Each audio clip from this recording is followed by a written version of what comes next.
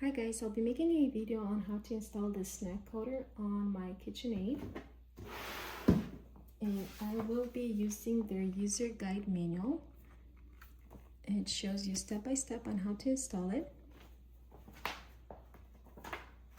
First, we have to make sure our mixer is unplugged, and we have to take this piece off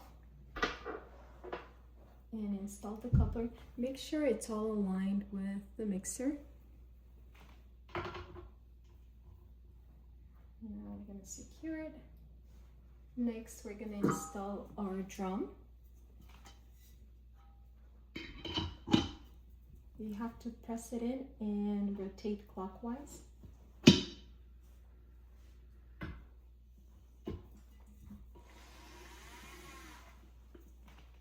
Now that this is installed, we're going to install our angle blocker.